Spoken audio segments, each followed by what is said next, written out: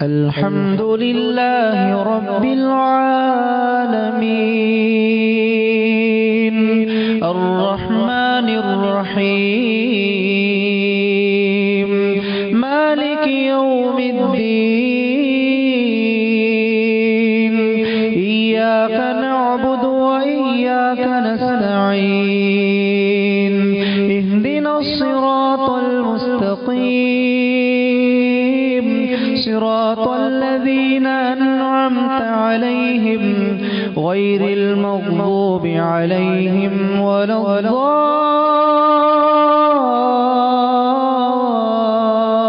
الضالين آمين. السلام علیکم ورحمۃ اللہ وبرکاتہ. الحمد للہ رب العالمین والصلاة والسلام علی اشرف الانبیاء والمرسلین. اما بعد فاعوذ باللہ من الشیطان الرجیم. بسم اللہ الرحمن الرحیم. رب اشرح لی صدری ویسر لی امری واحلل عقدۃ من لسانی یفقہوا قولی.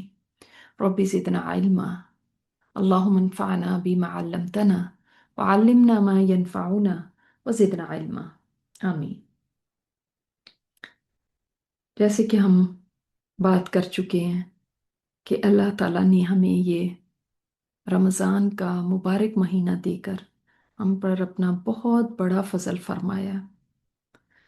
اور کوئی بھی نعمت جب اللہ تعالیٰ کی طرف سے ملے تو ضروری ہے کہ ہم اس کا شکر ادا کریں. اور شکر میں یہ بھی ہے کہ اس نعمت کی قدر کی جائے. یعنی یہ نعمت جو اس وقت کی صورت میں ہمیں ملی ہے ہم اس کی قدر کریں، اس کو سمجھیں کہ یہ بہت قیمتی چیز ہے، اور اس وجہ سے اس وقت کا بہترین استعمال کریں. بیسٹ جس چیز میں آپ یہ وقت لگا سکتے ہیں وہ اللہ تعالیٰ کی زیادہ سے زیادہ عبادت کرنا ہے. لہٰذا ہمارا یہ وقت عام دنوں کی طرح ہرگز نہیں ہونا چاہیے. اس کو اسپیشل ٹائم سمجھیں، اور اسپیشل ٹائم میں اسپیشل کام ہی کرنے چاہیے.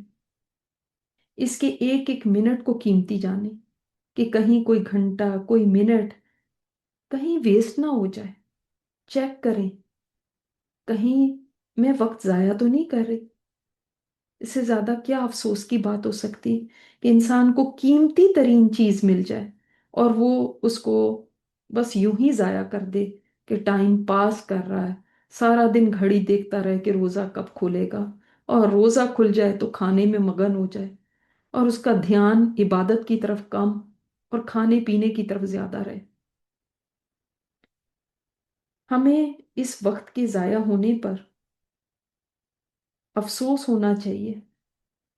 اتنا افسوس کہ پیسوں کے نقصان سے زیادہ ہو، کیونکہ پیسے کا نقصان پورا ہو سکتا ہے مگر یہ قیمتی گھڑیاں کبھی واپس نہیں لائی جا سکتی. اس نقصان کو کبھی پورا نہیں کیا جا سکتا.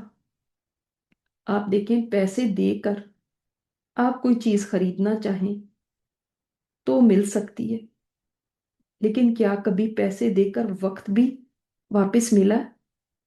زندگی واپس ملی ہے؟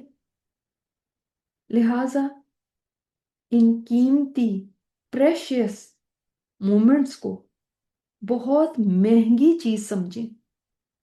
یہ سستی چیز نہیں ہے، یہ بہت ویلیوبل اور بہت مہنگی چیز ہے جو اللہ تعالیٰ نے ہماری جھولیوں میں ڈال دی ہے. سمجھیں کہ اگر آپ کو کہا جائے آپ کے پاس 12 گھنٹے ہیں، ان میں مال میں جو چیز آپ اٹھانا چاہیں آپ اٹھا سکتے ہیں، تو آپ کیا کریں گے؟ ان 12 گھنٹوں کو کیسے گزاریں گے؟ کیا بیٹھ بیٹھ کے سو کے یا کسی ریسٹورنٹ میں جا کے کچھ کھاتے پیتے رہیں گے، یا آپ بھاگیں گے ایسی دکانوں کی طرف جہاں پہ قیمتی ترین چیزیں پڑی؟ آپ ایون ڈالر سٹور پہ بھی نہیں کھڑے ہوں گے، آپ سونے کی دکان پہ جائیں گے تاکہ وہاں سے گولڈ جمع کر سکیں. یعنی یوں تو آپ کوئی بھی چیز خرید سکتے ہیں، یعنی مفت لے سکتے ہیں ان 12 گھنٹوں میں، لیکن آپ اس دن قیمتی ترین چیز کو جمع کرنے کی کوشش کریں گے. اسی طرح اللہ تعالیٰ نے یہ ہمیں ایک مہینہ دے دیا کہ سمجھ لیں مفت مل رہی ہیں نیکیاں، اتنی آسان ہے، جتنی چاہے سمیٹ لو۔ اس میں وقت ضائع کرنا تو بہت ہی بری بات ہے، لیکن نیکیوں میں بھی دیکھیں کہ سب سے قیمتی نیکیاں کون سی ہیں، یعنی جن کا اجر سب سے زیادہ ہمیں ملے گا۔ دیکھیں ہر نیکی کا اجر ایکول نہیں ہے، برابر نہیں ہے، سب کے اجر فرق فرق ہے۔ جیسے عبادات میں ٹاپ پہ نماز ہے، پھر قرآن ہے، پھر ذکر اذکار ہے۔ اسی طرح حقوق العباد میں پہلے اپنے گھر والوں کا، پھر اپنے رشتہ داروں کا، پھر آگے ہمسایوں کا، اس طرح سے حقوق کے درجے ہیں۔ اب یہ نہ ہو کہ ہم ہمسایوں کے تو حال احوال پوچھ رہے ہیں لیکن گھر والوں کے حال کی خبر ہی نہ ہو۔ یہ نہ ہو کہ ہم مساکین کو کھانا کھلانے کے لیے دوڑے جا رہے ہیں اور گھر میں بوڑھے والدین بیٹھے ہیں، ان کی ضرورت کا پتہ ہی نہ ہو۔ یہ نہ ہو ہم کہ غیروں کے ساتھ حسن سلوک کر رہے ہیں اور ہمارے اپنے رشتہ دار، ان کا ہمیں پتہ ہی نہ ہو۔ تو اس لیے نیکیوں میں بھی قیمتی ترین نیکی کی طرف جائیے۔ جیسے میں نے آپ کو بتایا کہ آپ سونے کی دکان پہ جانا چاہیں گے، ڈائمنڈ کی دکان پہ جانا چاہیں گے، نہ کہ کوئی سستی سستی چیزیں اکٹھی کر کے سوچیں کہ بہت کچھ جمع ہو گیا۔ تو ہمیں وائزلی یہ وقت گزارنا ہے، ہمیں بڑی سمجھداری کے ساتھ ان دنوں کو پلان کرنا ہے اور نظر رکھنی ہے کہ کوئی میرا لمحہ ضائع تو نہیں ہو رہا، یہ واپس نہیں آئے گا، اور اگر کہیں ضائع ہو گیا تو اس کے اوپر بھی ہمیں افسوس کرنا ہے کہ یہ کیوں ضائع ہو گیا اور اب میں نے دوبارہ ضائع نہیں کرنا۔ لہٰذا گپ شپ پہ، فونز پہ اور سوشل میڈیا پہ اور ادھر ادھر فضول چیزوں میں اپنا وقت ہرگز نہ ضائع کریے گا، کیونکہ یہ قیمتی وقت کبھی آپ کو واپس نہیں ملے گا۔ چلیے آج دیکھتے ہیں اسماء حسنہ میں سے ہم نے اللہ سبحانہ و تعالیٰ کا خوبصورت نام اللہ کل دیکھا تھا، جس نام کو کبھی بھی کسی اور کو نہیں دیا گیا، یعنی مشرکین نے بھی غیر اللہ کے اول نام تو رکھے مگر اللہ نام کبھی نہیں رکھا۔ جب بھی آپ کسی بت کا نام اللہ نہیں سنتے تو یہ اللہ سبحانہ و تعالیٰ کے ساتھ یونیک ہے نام۔ آج ہم اللہ تعالیٰ کا وہ نام دیکھتے ہیں جو سب سے پہلے اس نے ہمیں اپنے تعارف میں بتایا، یعنی سب سے پہلے آپ دیکھیں الحمدللہ ہے، اللہ تعالیٰ کا نام وہاں آ گیا، لیکن آگے کیا ہے؟ رب۔ رب کا معنی کیا ہوتا ہے؟ ہم کہتے تو ہیں اللہ تعالیٰ میرا رب ہے، لیکن اس کے معنی میں کیا کیا چیزیں؟ اس کا معنی کسی ایک لفظ سے نہیں کیا جا سکتا۔ ابن جریر الطبری نے اس معنی کے 3 معنی بیان کیے ہیں۔ پہلا معنی وہ سردار جس کی فرما برداری کی جائے۔ نمبر 2 جو کسی چیز کو صحیح اور درست کر دے۔ نمبر 3 جو کسی چیز کا مالک ہو، سربراہ ہو۔ تو کتنے معنی ہم نے دیکھ لیے کہ وہ سردار جس کی اطاعت کی جائے، اور وہ ایسا نہیں ہے کہ کوئی ظالم ہو، بلکہ وہ اس چیز کو صحیح کرنے والا ہو، درست کرنے والا ہو، اور مالک بھی ہو۔ اسی طرح ابن کثیر نے اس کے بہت سارے معنی بتائے ہیں کہ رب اس کو کہا جاتا ہے جو مالک بھی ہو، سردار بھی ہو، تدبیر بھی کرتا ہو، پلاننگ بھی کرتا ہو، پالتا بھی ہو، پرورش بھی کرتا ہو، قائم بھی رکھتا ہو، قائم کرنے والا۔ جیسے ہماری ہستی کو قائم رکھنا بھی ایک ہے نا، ایک تو بنا دینا، ایک کسی چیز کو پیدا کر دینا، ایک اس کو قائم رکھنا، چلاتے رہنا، سسٹینر، چلا بھی رہا ہے، اور نعمتیں نچھاور کرنے والا، منعم بھی ہے، نعمتیں دینے والا۔ تو یہ نام کتنا خوبصورت ہے، جس میں ہمیں کتنی ساری چیزیں پتہ چل گئی کہ اللہ تعالیٰ وہ ہے جو ہمارا مالک بھی ہے، ہمارا خالق بھی ہے، جو ہمارے لیے پلاننگ بھی کرتا ہے ہماری چیزوں کی، جو ہماری پرورش بھی کرتا ہے، لک آفٹر کرتا ہے، ہمارا کیئر ٹیکر ہے۔ آپ جانتے ہیں مربی کا لفظ آتا ہے نا، پرورش کرنے والے کے لیے مربی، اور مربی والدین کو بھی کہتے ہیں۔ یہ اللہ تعالیٰ کا وہ نام ہے جو کہ دوسروں کے لیے بھی آ جاتا ہے، لیکن تب جب کہ اس کے ساتھ کوئی اضافت ہو، جیسے رب البیت، گھر کا رب، یعنی گھر کا سربراہ، مالک، تو یہ کسی اور کے لیے بھی آ جاتا ہے مگر اضافت کے ساتھ کسی چیز کا رب. لیکن اکیلے جب یہ آئے رب صرف، تو اس میں یہ سارے ہی معنی ہیں، خالق کے بھی، رازق کے بھی، مالک کے بھی، مدبر پلانر کے بھی، زندگی اور موت دینے والے کے بھی، مشکل کشا کے بھی، حاجت روا کے بھی، ضروریات پوری کرنے والے کے لیے بھی. کیونکہ جب مربی ہوتا ہے، جیسے میں نے آپ کو کہا پلانر ہوتا ہے یا پرورش کرنے والا ہوتا ہے، تو وہ پالنے میں کس کو ہم کہتے ہیں کہ پالنے والا؟ انسانوں میں کس کو کہتے ہیں؟ والدین کو. کہ جب بچہ بالکل بے بس ہے، اس کوئی اپنی ضرورت کو خود پوری نہیں کر سکتا، ضرورت پوری کرنا تو دور کی بات ہے، وہ تو اپنی باڈی کو بھی سنبھال نہیں سکتا. آپ دیکھتے ہیں ایک بیبی کا سر جو ہوتا ہے وہ کبھی ادھر گرتا ہے کبھی ادھر، آپ کو اس کا سر بھی سنبھالنا پڑتا ہے. وہ اپنی ضرورت کیا پوری کرے گا؟ وہ اپنے آپ کو بھی سنبھال نہیں سکتا. اس قدر وہ محتاج ہوتا ہے، اس قدر وہ بے بس ہوتا ہے. اور والدین ہر چیز کو م- اس کی مانگ کے بغیر پوری کرتے ہیں، دوڑ دوڑ کے سیلف لیس کام کرتے ہیں، اور اس میں پوری ان کی محنت لگتی ہے، انرجی لگتی ہے. جبکہ بچہ والدین کو کچھ نہیں دے رہا ہوتا، صرف لے رہا ہوتا ہے اور لیتا ہی جاتا ہے، لیتا ہی جاتا ہے. ماں کے پیٹ میں ہوتا ہے تب بھی ماں سے لے رہا ہے، اور پیدا ہو کے بھی لیتا جاتا ہے. تو رب وہ ہوتا ہے جو کہ پروان چڑھاتا ہے، پرورش کرتا ہے، کمال تک پہنچاتا ہے. یعنی جب تک انسان اس کے پاس واپس نہیں چلا جاتا، وہ اس کی ضروریات پوری کرتا ہی جاتا ہے، اور بن مانگے، اور اس کی ٹیک کیئر کرتا ہے. کبھی رات کو اندھیرا کر دیتا ہے کہ وہ سو جائے، کبھی دن کو اجالا کر دیتا ہے کہ وہ کام کر سکے، کبھی اس کو کھلانے کا انتظام کرتا ہے، کبھی پلانے کا انتظام کرتا ہے، کبھی اس کے لیے بارش کا نظام چلا دیتا ہے، کبھی اس کی حفاظت کے لیے فرشتوں کو کھڑا کر دیتا ہے. تو ہر طرف یعنی اس کی ضروریات پوری کرنے کے لیے وہ انتظام کر رہا ہے، اس کی پرورش کرنے کے لیے، اس کو پالنے کے لیے نعمتیں نچھاور کرتا جا رہا ہے، اس کے لیے تدبیریں کرتا ہے، اس کو قائم رکھنے کے لیے، اس کا سسٹینر ہے، اس کو قائم رکھنے کے لیے نظام چلا رہا ہے. اس کا ماسٹر ہے، مالک ماسٹر ہے. تو آقا کا لفظ بھی آتا ہے اس کے لیے. جب آقا کا لفظ آتا ہے تو کیا دوسری ذہن میں آتا ہے؟ جب کسی کو کہیں گے وہ فلاں کا آقا ہے، تو دوسری طرف کیا ہے؟ غلام ہے. جیسے کہ کوئی عورت کہے یہ میرا شوہر ہے، تو اس کا مطلب کیا ہے؟ وہ اس کی بیوی ہے. تو جب آپ نے کہہ دیا کہ وہ رب ہے، تو رب کا الٹ کیا ہے؟ عبد. عبد ہے، غلام ہے. اور غلام کے لیے دنیا میں تو کوئی غلام نہیں بننا چاہتا، اس لیے کہ جب بھی کسی کا غلام ہونے کی بات آتی ہے تو ایسے لگتا ہے کہ کوئی ظلم کرنے والا ہے اور کوئی مارنے پیٹنے والا ہے. لیکن اللہ تعالیٰ تو وہ رب ہے جس کا عبد ہونا فخر کی بات ہے.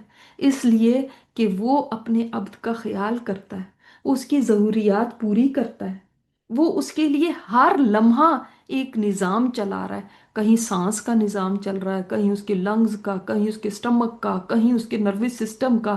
کتنے سسٹم چل رہے ہیں، اور باہر بھی چل رہے ہیں، اس کی اپنے جسم میں بھی چل رہے ہیں، جن سب کی وہ ٹیک کیئر کر رہا ہے. اس کا کیئر ٹیکر. اور شفقت کے ساتھ، محبت کے ساتھ. اللہ تعالیٰ کا یہ وہ نام ہے جس میں کتنی محبت ہے، کتنی شفقت ہے، کیونکہ پرورش شفقت کے بغیر ہو نہیں سکتی. آپ کہتے ہیں نا جب کہ والدین پرورش کرتے ہیں یا ماں پرورش کرتی ہے، تو اس میں کیا ہوتا ہے؟ شفقت اور محبت، کیونکہ پرورش اس کے بغیر نہیں ہوتی. تو اس کے اندر بھی جب آپ نے کہہ دیا وہ میرا رب ہے، تو پھر اس کا مطلب ہے کہ وہ مجھ پہ شفقت کرنے والا ہے، وہ میری ضروریات پوری کرنے والا ہے، وہ مجھ پہ نعمتیں نچھاور کرنے والا ہے. اور اللہ تعالیٰ تو صرف میرا رب نہیں، رب العالمین ہے. سارے جہانوں کے لیے وہ ایسا ہی ہے، سارے جہانوں کو پال رہا ہے، سارے جہانوں کو چلا رہا ہے، سارے جہانوں کی ملکیت اس کے پاس ہے. وہ ان کا آقا ہے، وہ بادشاہ ہے، سب اس کے غلام ہیں، اور سب کو قائم رکھے ہوئے ہے، سب کی تدبیر کر رہا ہے، اور سب کو درست رکھے ہوئے ہے، سب کو سیدھا چلا رہا ہے. آپ دیکھیں یوسف علیہ السلام جب قید خانے میں تھے، कौन था उनका रब? कहने को देखने को, या फिर कुएं में पड़े हुए थे। कहने को आप कहें कि हाय उनके साथ क्या हो गया, एक बच्चा बेचारा देखो कैसे, इसका बाप तो एक खुद नबी था, फिर भी ये कैद खाने में एंड अप हुआ। लेकिन अल्लाह ताला वहां पे भी उसकी तदबीर चल रही थी, क्योंकि तख्ते मिस्र पे पहुंचने के लिए इस कुएं से गुजरना जरूरी था, इस कैद खाने में जाना जरूरी था। जब आप एंड रिजल्ट देखते हैं तो आपको फिर समझ आती कि ओ, ये सारा कुछ तो बड़ा, इसके अंदर भी हिकमत थी, इसके अंदर भी उसकी तदबीर थी, ये उसकी प्लानिंग थी। उस वक्त नहीं समझ आती। आप भी अपनी जिंदगी में अगर देखेंगे बहुत से अप्स एंड डाउन्स आए होंगे।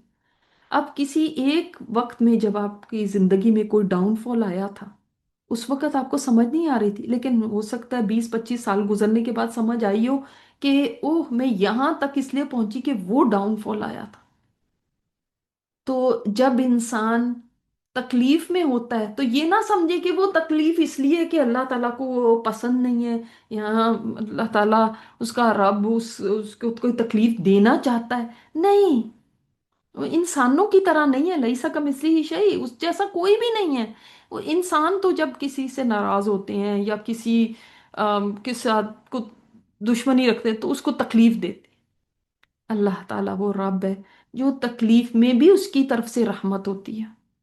इंसान देखे अगर मुड़ के तो उसको फिर समझ आती है कि इस मेरी तकलीफ में भी मेरे लिए क्या क्या रहमतों के दरवाजे खोलेगा।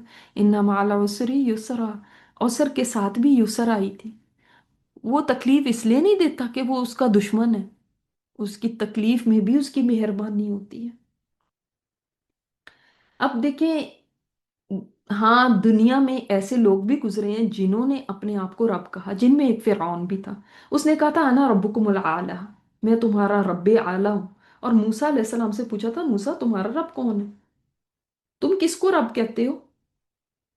तो मूसा अलैहिस्सलाम ने फरमाया था, वो जो इस कायनात को चलाने वाला है, वो है मेरा रब, जो हर चीज को पैदा करने वाला है, और उसने हर चीज को हिदायत दी।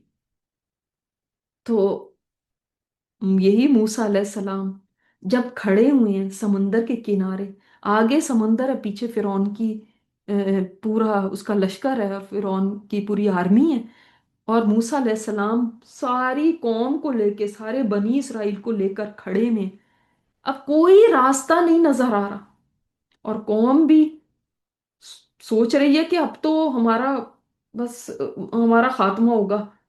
आके मूसा अलैहिस्सलाम से कहते हैं इन्ना लमुदरकून, हम तो पकड़े गए, हम तो मारे गए मूसा, लाके यहीं पे हमें जिबा कराना था, यहाँ पे लाके हमें फंसा दिया, और रास्ता कोई नजर नहीं आ रहा। बज़ाहिर देखें तो आप इमेजिन करें, सामने समंदर हो और पीछे एक इतनी बड़ी फौज खड़ी भी है, और इतना जालिम जाबिर जिससे कोई रहम की उम्मीद नहीं है।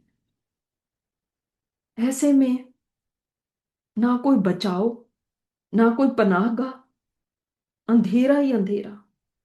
तब भी मूसा अलैहिस्सलाम देखें क्या फरमाते, इन्ना माया रब्बी सयहदीनी, मेरे साथ मेरा रब है, वो जरूर मुझे रास्ता दिखाएगा। सुभान अल्लाह, ये था उनका ईमान और अल्लाह ताला पे तवक्कुल कि मेरा रब है ना, जो हर चीज के लिए तदबीर करने वाला है, वो जो मालिक है। रब्बी, ये अल्लाह ताला के नाम की, इस नाम की यूनिकनेस ने ये है कि कोई और नाम जो है आप इस तरह से नहीं ले सकते, या कुरान में नहीं आया कि जैसे इलाही, कुरान में नहीं इस तरह से आया, सिर्फ रब्बी है या रब्बाना है। और आप देखें, जब आप कहते हैं ना रब्बी, मेरा रब, तो उसके अंदर कितनी एक क्लोजनेस हो जाती है ना।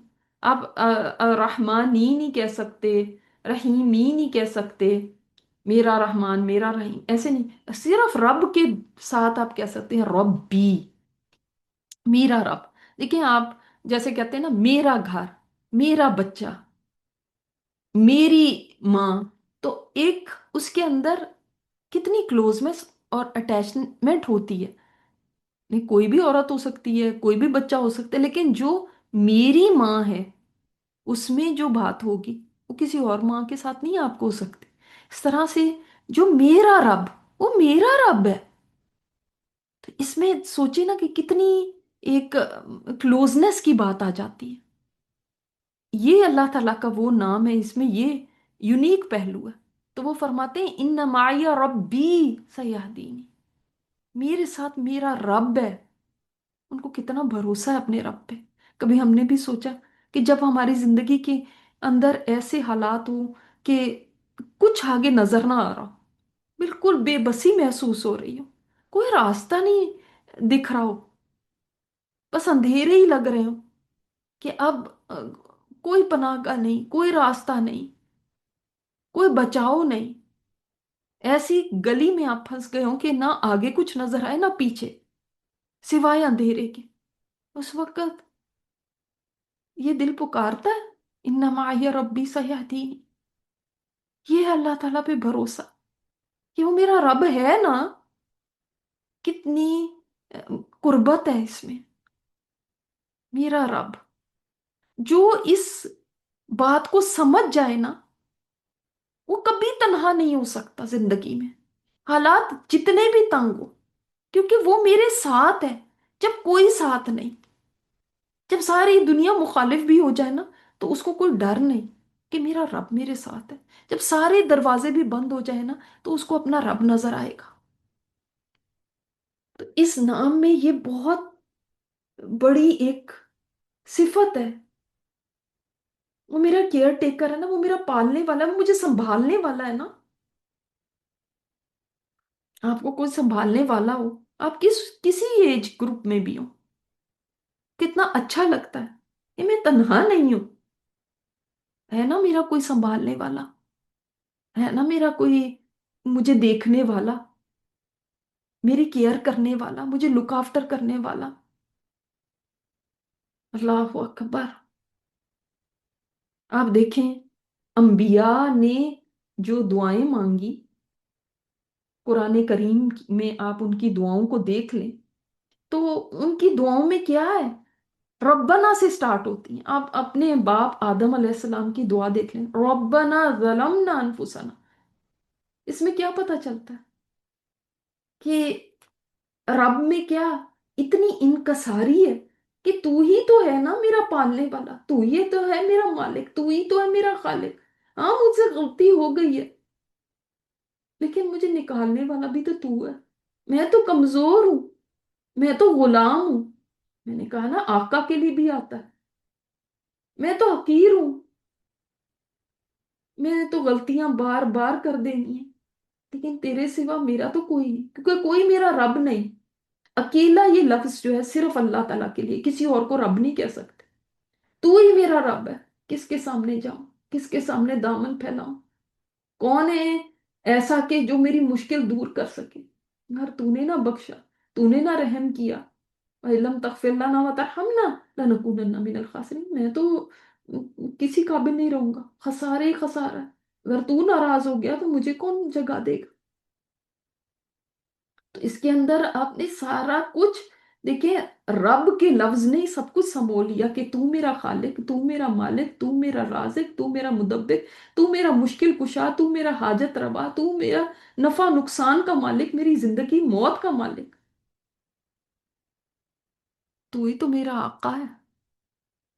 اور غلام کی ساری رسپانسبلٹی تو آقا پہ ہی ہوتی ہے نا. غلام تو خود نہیں، کچھ بھی کسی چیز کا بھی مالک نہیں ہوتا، آقا ہی اس کا سارا مالک ہوتا ہے.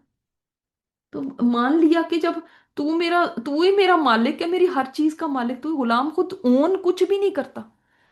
تو جب سب کچھ ہی تیرا ہے، میرا بھی مالک تو ہی ہے، تو میری ضروریات بھی تو پھر تو نے ہی پوری کرنی ہے. آخر غلام اپنی ضروریات کے لیے بھی تو اپنے آقا کی طرف ہی دیکھتا ہے نا.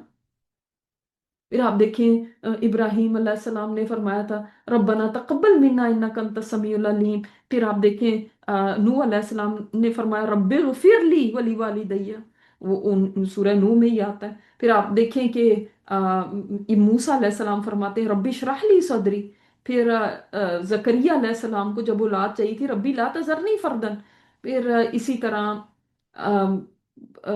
جب موسیٰ علیہ السلام نے جب بالکل بے یارو مددگار مصر کو چھوڑ کے مدین تک پہنچے تھے تو ربی لما انزلت الی من خیر فقیر. ہر جگہ آپ دیکھیں رب کے ساتھ स्टार्ट हो रही हैं। रब्बी अन्नी मस्सानी दुर हुआ अंतर हमराहिमीन, या अय्यूब अलैहिस्सलाम जिस वक्त बीमारी की हालत में थे, उन्होंने भी रब कह के दुआ मांगी। तो आप देखेंगे सारी दुआएं, सारे पैगंबर किस तरह मांग रहे हैं, रब कह कह के।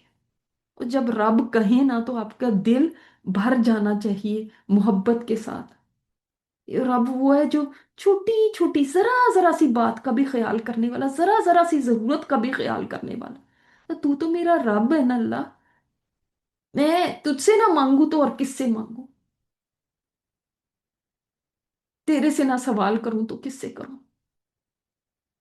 तो इसमें भी सारी उलमा कहते हैं कि बहुत सारी सिफात अल्लाह ताला की इस एक नाम में।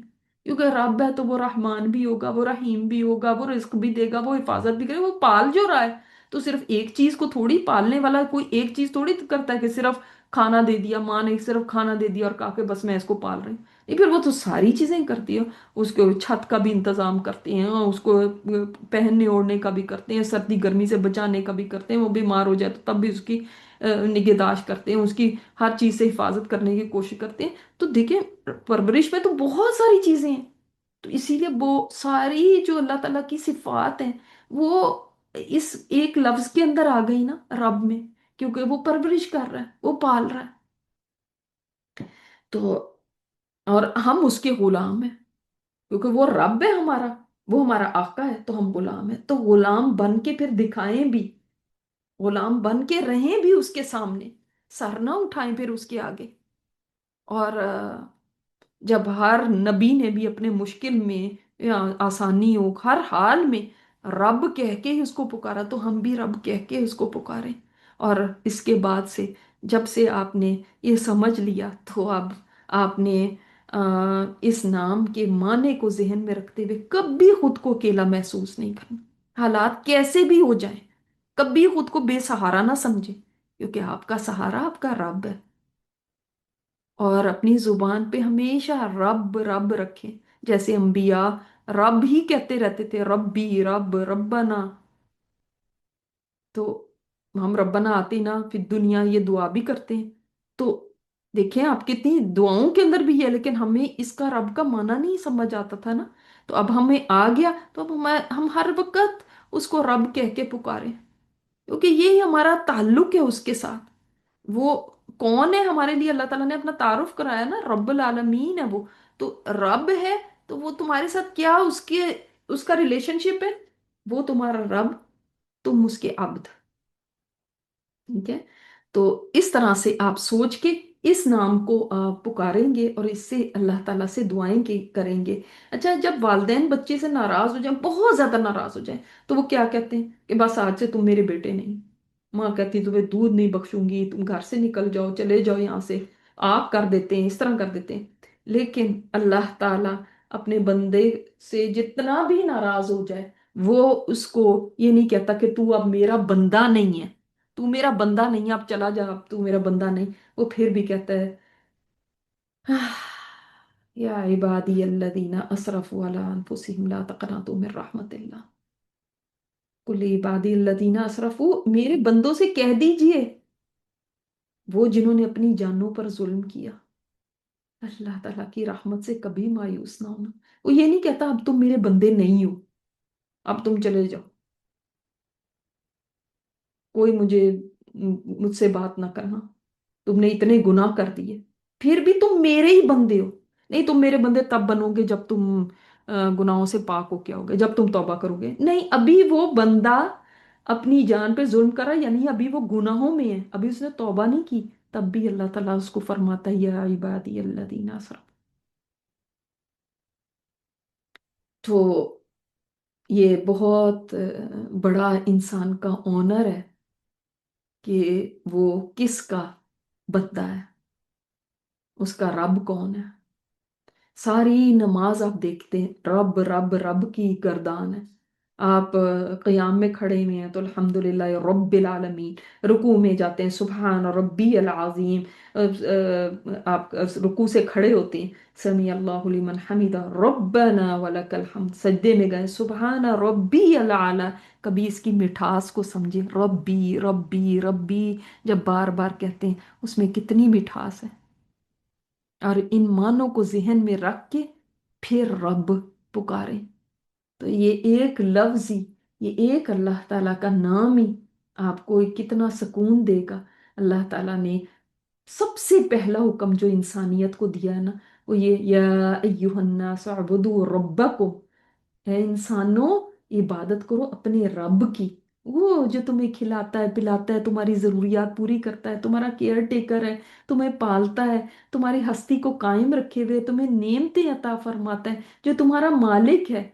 तो अल्लाह ताला ने इस वजह से इबादत का हुक्म दिया कि वो तुम्हारा रब है, क्या उसकी नहीं इबादत करोगे? तो इसलिए इस नाम को भी, जो बहुत ही खूबसूरत नाम है और 800 से ज़्यादा मर्तबा कुरान करीम में आया है, इस नाम को भी आप अपनी दुआएं जब भी मांगे तो इस नाम को साथ जिक्र करें।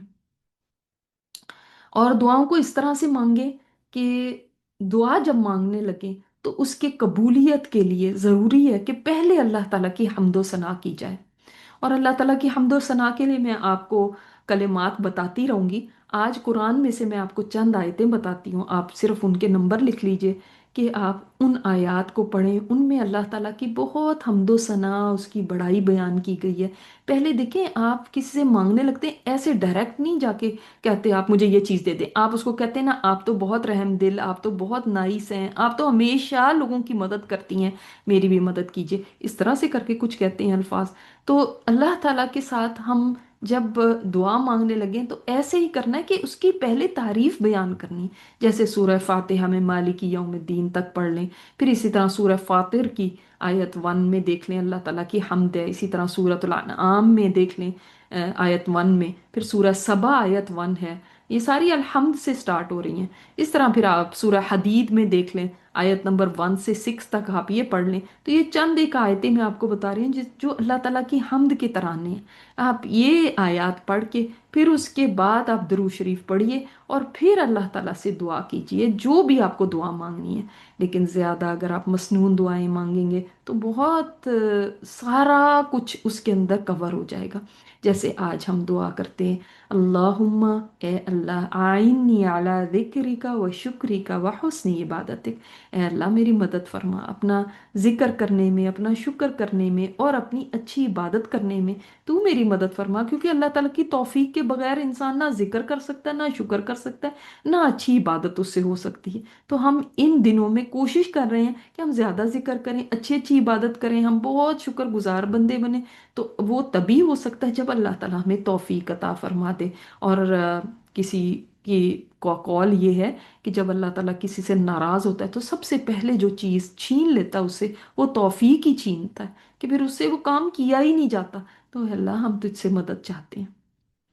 फिर आज का जो जिक्र है, ये वो जिक्र है जो आप सबको आता है, लेकिन आपने शायद ये हदीस ना सुनी हो कि आप सल्लल्लाहु अलैहि वसल्लम ने फरमाया, बेशक अल्लाह ताला को सबसे महबूब कलाम ये है कि बंदा कहे, सुबहानक अल्लाहुम्मा व बिहम्दिका व तबारक अस्मुका व तआला जद्दुका व ला इलाहा गैरुक। कि आपने अल्लाह ताला को बताया कि अल्लाह ताला सुबहान है और उसके लिए हम्द है, उसका नाम बड़ा बाबरकत है, उसकी शान बहुत बुलंद है और उसके सिवा कोई इलाह नहीं है। तो ये अल्लाह ताला को कलिमात बहुत पसंद है, क्योंकि इसमें अल्लाह ताला की पाकी भी बयान हुई, उसकी हम्द भी बयान हुई और उसकी शान बुलंद भी बयान हुई और उसकी तौहीद भी बयान हो गई है। तो इस जिक्र को भी आप इसको सिर्फ दुआए इस्तिफ्ताह के तौर पे ना पढ़ें कि आप जब नमाज शुरू करते हैं तो ये उस वक़्त के कलिमात हैं, बल्कि वैसे भी आप इन कलिमात के ज़रिए अल्लाह ताला का जिक्र कर सकते हैं और इसमें भी अल्लाह ताला की तारीफ है। फिर आपने कुरान करीम को पढ़ना शुरू किया होगा, तो याद रखिए कुरान करीम वो सिफारशी है जिसकी सिफारिश क़यामत के दिन कबूल की जाएगी, इसकी रद्द नहीं की जाएगी। तो जो इसको पढ़ेगा अल्लाह ताला फिर قرآن کریم کو قیامت کے دن ایک زبان بھی دے گا، ایک شکل بھی دے گا، اور یہ سفارشی بن کے کھڑا ہو جائے گا جس دن کوئی سفارشی نہ ہوگا۔ تو اس لیے قرآن کریم کو بڑی محبت سے پڑھیں، اس کو سر سے اتارنے والا نہیں پڑھنا، اور نہ ہی صرف ختم کرنے کی دوڑ لگانی ہے، بلکہ یہ کہ بڑی محبت کے ساتھ کہ یہ اللہ تعالیٰ کا کلام ہے اور یہ میرا سفارشی ہے، یہ سوچ کے اب کھولیے گا۔ اللہ تعالیٰ ہم سے بہترین عبادت کروا لے اور ہمیں نیکیوں کی توفیق عطا فرمائے، وہ نیکیاں جو اس کو راضی کر دینے والی ہوں۔ سبحانک اللہم و بحمدک، نشہد ان لا الہ الا انت، نستغفرک و نتوب الیک۔ السلام علیکم ورحمۃ اللہ وبرکاتہ۔ اللهم صل على محمد وآل محمد. اللهم صل على محمد وآل محمد. اللهم صل على محمد وآل محمد. اللهم صل على محمد